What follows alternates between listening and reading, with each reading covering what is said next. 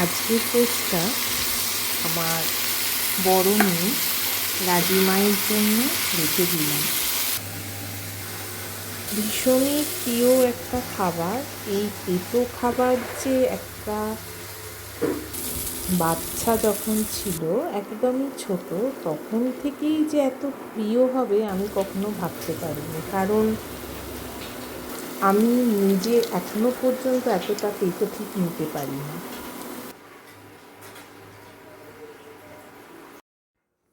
আমার শ্বশুরবাড়িতে শুক্তো মানে হচ্ছে এটাই, তেতো শুক্তো। আর আমি ছোটোবেলা থেকে খেয়ে এসেছি মিষ্টি মিষ্টি শুক্তো, কোনো অকেশন বাড়িতে যেরকম হয় আর কি। সুতরাং আমার কাছে এই শুক্তোটা খাওয়া মানে, যখন বিয়ের পর প্রথম আমি এসে এখানে শুক্তো দেখি, আমার জাস্ট মাথাটা ঘুরে গিয়েছিল। আস্তে আস্তে এখন আমার এটা খেতে বেশ ভালোই লাগে। কারণ সময়টাও তো অনেকটা হয়ে গেল, সেই 97 সাল থেকে 2026। আমার ছোটো মেয়ে কিন্তু আমারই মতো হয়েছে, অতটা পারে না তেতোটা নিতে, তবে না করে না, খায় আমারই মতো অল্প পরিমাণে। কথা বলতে বলতে রান্না কিন্তু অনেকটাই এগিয়ে গেছে।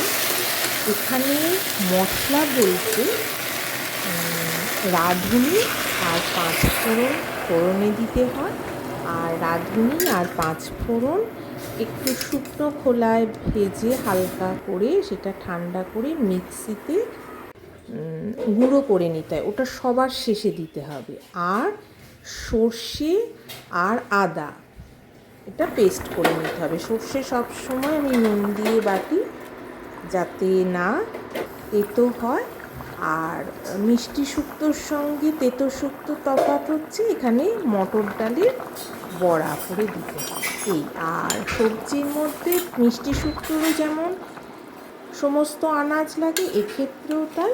আমি এখানে বেগুনটা দিতে ভুলে গেছি। এছাড়া আর কোনো তফাৎ নেই। এখানে চিনি পড়বে না, দুধ পড়বে না। মিষ্টি শুক্তোয় চিনি দুধ মাস্ট, এইটাই হচ্ছে এর তফাৎ। আর স্বাদের তো তফাৎ থাকবেই। যারা তেতো খেতে ভালোবাসে তাদের কাছে এটা অমৃতের মতো, আবার যারা মিষ্টি শুক্তো খেতে ভালোবাসে তাদের কাছে সেটা অমৃত। এটা যার যার স্বাদের ব্যাপার। এটা মেনলি আমার বড় মেয়ে রাজিমার জন্য আমি এটা রেখে দিলাম।